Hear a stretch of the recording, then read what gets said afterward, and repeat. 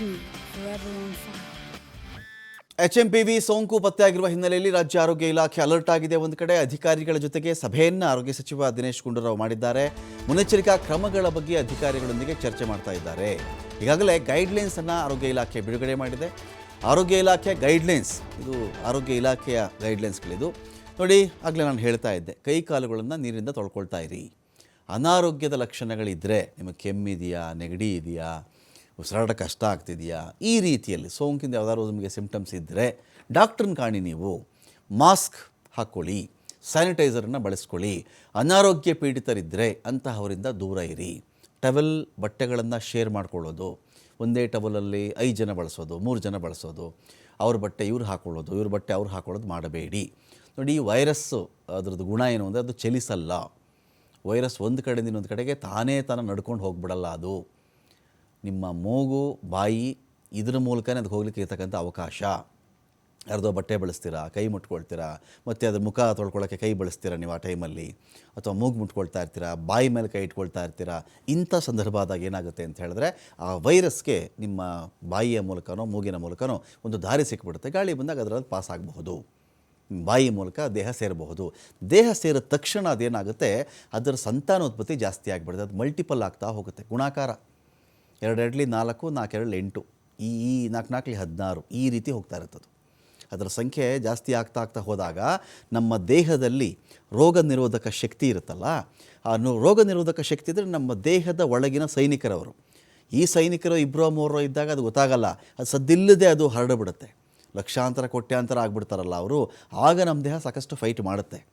ನಮ್ಮ ದೇಹ ಸೋಲ್ತು ಅಂತ ಹೇಳಿದ್ರೆ, ನಮ್ಮ ದೇಹದ ಸೈನಿಕರು ಸೋತರು ಅಂತ ಹೇಳಿದ್ರೆ, ಅವುಗಳ ಮೇಲಾಟ ಜೋರಾಗುತ್ತೆ. ನಾವು ಅವಾಗ ವೀಕ್ ಆಗ್ತೀವಿ, ಸಾಯಲೂಬಹುದು ಅಂತ. ಹಾಗಾಗಿ ಇದನ್ನು ನಾವು ಅಲೋ ಮಾಡ್ಕೊಳ್ಳೋದು ಯಾಕೆ, ಬಿಟ್ಕೊಳ್ಳೋದು ಯಾಕೆ ಅಂತ.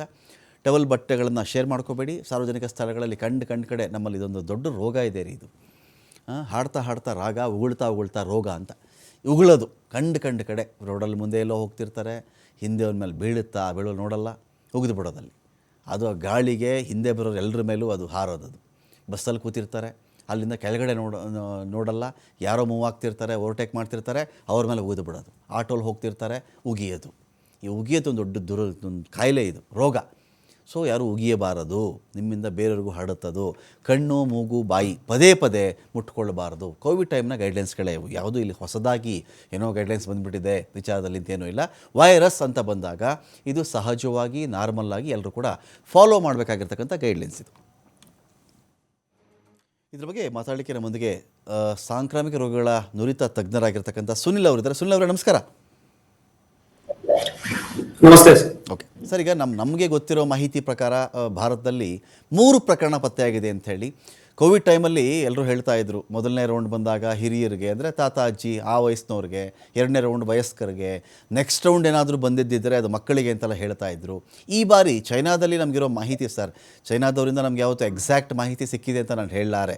ಅವ್ರು ಯಾವತ್ತೂ ಪರಿಪೂರ್ಣವಾಗಿ ಮಾಹಿತಿಯನ್ನು ಕೊಡಲ್ಲ. ಮಕ್ಕಳಲ್ಲಿ ಕಾಣಿಸ್ಕೊಳ್ತಾ ಇದೆ ಅಂತ ಕೇಳಿದ್ದೀವಿ. ಭಾರತದ ಮಟ್ಟಿಗೂ ಕೆಲ ಮಕ್ಕಳಲ್ಲಿ ಕಾಣಿಸ್ಕೊಂಡಿದೆ ಅಂಥೇಳಿ ಏನು ಶೇರ್ ಮಾಡ್ಕೊಳಕ್ಕೆ ಬಯಸ್ತೀರಾ ಸರ್ ನಮ್ಮ ವೀಕ್ಷಕರೊಂದಿಗೆ? ಸರ್, ಈಗ ಇದು ನೋಡಿ, ಇದು ಹೊಸ ವೈರಸ್ ಅಲ್ಲ. ಆಲ್ರೆಡಿ ಈಗ 2001ರಿಂದನೇ ಇದು ನೆದರ್ಲ್ಯಾಂಡ್ಸ್ ಅಲ್ಲಿ ಡಿಟೆಕ್ಟ್ ಆಗಿದೆ. ಹಾಗಾಗಿ ವಿಶ್ವದಾದ್ಯಂತ ಹಲವಾರು ದೇಶಗಳಲ್ಲಿ ವೈರಸ್ ಕಳೆದ 20 ವರ್ಷಗಳಿಂದ ಇದೆ ಅಂತ ಹೇಳ್ಬೋದು. ಸೊ ಇದು ಏನು ಹೊಸ ವೈರಸ್ ಅಲ್ಲ ಅಂತ ಒಂದು ವಿಶೇಷ. ಅಂದ್ರೆ ನಮ್ಮ ದೇಶದಲ್ಲಿ ಏನು ರಿಪೋರ್ಟ್ ಆಗಿರುವಂತದ್ದು ಹೊಸದಾಗಿರ್ಬೋದು, ಬಟ್ ಹಲವಾರು ದೇಶಗಳಲ್ಲಿ ಇದು ಆಲ್ರೆಡಿ ಹೋಗಿದೆ. ಆಮೇಲೆ ಈ ವೈರಸ್ ನ ವಿಶೇಷತೆ ಏನಪ್ಪಾ ಅಂದ್ರೆ, ಇದು ಒಂದು ರೆಸ್ಪಿರೇಟರಿ ಸಿನ್ಸಿಷಿಯಲ್ ವೈರಸ್ ಅಂತ ನಾವು ಇನ್ನೊಂದು ವೈರಸ್ ಹೇಳ್ತೀವಿ. ಅದು ಸಾಮಾನ್ಯವಾಗಿ ಮಕ್ಕಳಲ್ಲಿ ಬರುತ್ತೆ. ಅದಕ್ಕೂ ಇದಕ್ಕೂ ತುಂಬಾ ಸಾಮ್ಯ ಇದೆ. ಎರಡು ಒಂದೇ ನಿಮೋವಿರಡೆ ಫ್ಯಾಮಿಲಿ ಅಂತ ಅಲ್ಲಿಂದ ಬರುವಂತ ಒಂದು ವೈರಸ್ಗಳಾಗಿರೋದ್ರಿಂದ ಸಾಮಾನ್ಯವಾಗಿ ಇದು ಮಕ್ಕಳಲ್ಲಿ ಜಾಸ್ತಿ ಎಫೆಕ್ಟ್ ಉಂಟು ಮಾಡುತ್ತೆ. ಅಂದ್ರೆ ಮಕ್ಕಳನ್ನೇ ಜಾಸ್ತಿ ಈ ವೈರಸ್ ಅಟ್ಯಾಕ್ ಮಾಡುವಂತ ಸಾಧ್ಯತೆ ಇರುತ್ತೆ. ಇದು 2ನೇ ಪಾಯಿಂಟ್ ಆಗುತ್ತೆ. ಸೊ ಈಗ ಮತ್ತೆ 3ನೇ ಪಾಯಿಂಟ್ ಹೇಳಿದ್ರೆ, ಇದು ಒಂದು ಏನು ಚೈನಾದಲ್ಲಿ ಈಗ ಬರೀ HMPV ವೈರಸ್ ಅಷ್ಟೇ ಇಲ್ಲ, ಅದ್ರ ಜೊತೆ ಇನ್ನ 4 ವೈರಸ್ಗಳು ಇದೆ. ಅಂದ್ರೆ ಇನ್ಫ್ಲೂಯೆನ್ಸಾ ಇರ್ಬೋದು, ಮೈಕೋಪ್ಲಾಸ್ಮೋ ನ್ಯೂಮೋನಿಯಾ ಅಂತ ಇದೆ. ಸೊ ಅದ್ರ ಜೊತೆ ಕೋವಿಡ್ ಕೂಡ ಇರ್ಬೋದು ಅಂತ. ಈ 4 ವೈರಸ್ಗಳು ಕೂಡ ಚೈನಾದಲ್ಲಿ ಈಗ ಕೇಸಸ್ಗಳ ಸಂಖ್ಯೆ ಜಾಸ್ತಿ ಆಗ್ತಾ ಇದೆ ಇದರಿಂದ ಅಂತ ಒಂದು ಅಂದಾಜು ವರದಿ ಇದೆ.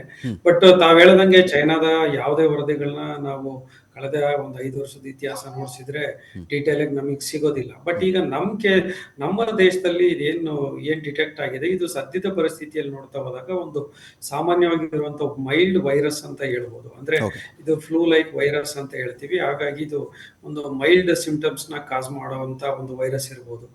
ಅಂದ್ರೆ ಕೆಮ್ಮು, ನೆಗಡಿ, ಜ್ವರ, ಶೀತ, ಮತ್ತೆ ಕೆಲವು ಇದರಲ್ಲಿ ಉಸಿರಾಟದ ತೊಂದರೆ ಕೂಡ ಆಗಬಹುದು ಅಂತ. ಅಂದ್ರೆ ಮಕ್ಕಳಲ್ಲಿ ಸಾಮಾನ್ಯವಾಗಿ ಕಾಣಿಸ್ಕೊಳ್ಳುವಂತ ಬಹಳ ಸಾಧ್ಯತೆ ಇರುತ್ತೆ ಈ ವೈರಸ್, ಇವು ಅಟ್ಯಾಕ್ ಮಾಡುವಂತ ಒಂದು ವಿಶೇಷತೆ.